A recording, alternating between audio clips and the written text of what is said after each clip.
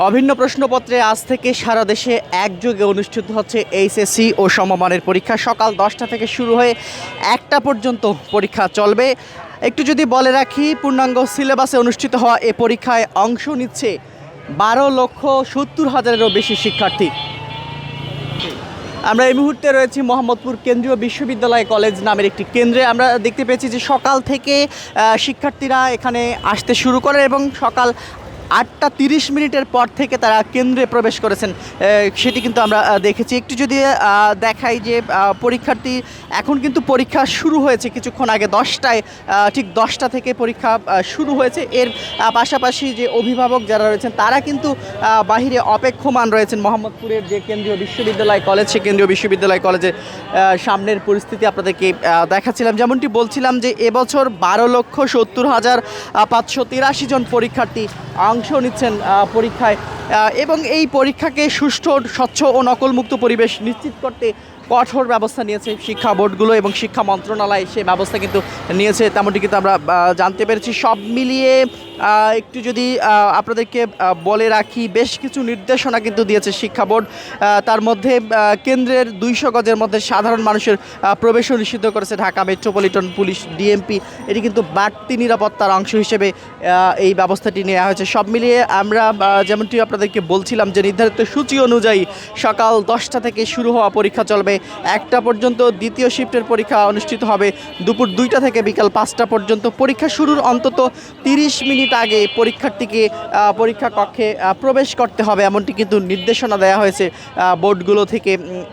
পূর্ণাঙ্গ সিলেবাসে অনুষ্ঠিত হতে যাওয়া এবারের পরীক্ষায় 9টি সাধারণ শিক্ষা বোর্ডের অধীনে বিভিন্ন প্রশ্নপত্র ব্যবহার করা হবে। আন্তঃশিক্ষা অভিন্ন প্রশ্নপত্র ব্যবহার করা হবে। যেমনটি বলছিলাম যে সারা দেশে একই প্রশ্নে পরীক্ষা হবে এবার হচ্ছে, তেমনটি কিন্তু আমরা জানতে পেরেছি। সব মিলিয়ে অভিভাবকদের মধ্যেও কিন্তু বেশ উৎফুল্ল পরিস্থিতি আমরা দেখেছি। সকাল থেকে তারাও অপেক্ষমান রয়েছেন, তাদের সন্তানদেরকে নিয়ে এসেছে। একটু বলবেন কেমন পরিস্থিতি দেখছেন এবছর পরীক্ষা কেন্দ্রের সার্বিক পরিস্থিতি কেমন? জি, আলহামদুলিল্লাহ, ধন্যবাদ জানাই এটিএন বাংলাকে আমাকে কিছু বলতে দেওয়ার জন্য। সার্বিক আইন শৃঙ্খলা পরিস্থিতি অনেক ভালো আছে। তো আমরা আশা রাখবো যে আমাদের যাতায়াতের জন্য নিরবচ্ছিন্ন একটা সেবা থাকে, ট্রাফিক ব্যবস্থাটা ভালো থাকে। আমি একজন শিক্ষার্থীর বাবা হিসাবে বলবো, সারা বাংলাদেশে প্রায় 12 লক্ষাধিক বা তার বেশি এবছর হচ্ছে অভিন্ন প্রশ্নপত্রে সারা দেশে একই প্রশ্ন পরীক্ষা হচ্ছে। এই বিষয়টি আপনি একজন অভিভাবক হিসেবে কেমন? এই বিষয়ে আমি অবশ্যই এটা একটা পজিটিভ দেখি। অভিন্ন হওয়ার মাধ্যমে সঠিক মূল্যায়নটা হবে। বিভিন্ন বিভাগের যে ইন্ডিভিজুয়াল প্রশ্ন আসে সেক্ষেত্রে প্রশ্নের একটা ভিন্নতা থাকে, সেক্ষেত্রে শিক্ষার্থী ক্যাটাগরিতে একটা ভিন্নতা থাকে। এটাই আমি পজিটিভ দেখি, অবশ্যই এটা ভালো বলে আমি মনে করছি আর কি। দর্শক, যেমনটি বলছিলাম যে আমরা এই মুহূর্তে রয়েছি মোহাম্মদপুর কেন্দ্রীয় বিশ্ববিদ্যালয় কলেজ নামের একটি কেন্দ্রে।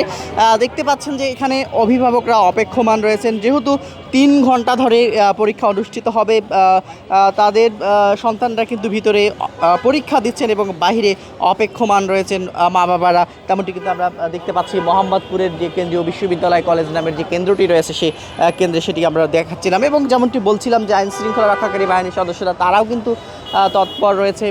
নকল ঠেকাতে শিক্ষা বোর্ড থেকে কঠোর নির্দেশনা দেওয়া হয়েছে এবং শিক্ষা মন্ত্রণালয় থেকে কিন্তু কঠোর নির্দেশনা রয়েছে। সব মিলিয়ে পরীক্ষা কিন্তু শুরু হয়েছে, সেটি কিন্তু আমরা দেখতে পেয়েছি। এবং সকাল থেকেই রাজধানীর বিভিন্ন কেন্দ্রে ঘুরে ঘুরে আমরা দেখেছি যে পরীক্ষার্থীরা তারা সকালেই কিন্তু এখানে এসেছেন এবং সকালে এসে তারা পরীক্ষা দেওয়ার জন্য প্রবেশ করেছেন।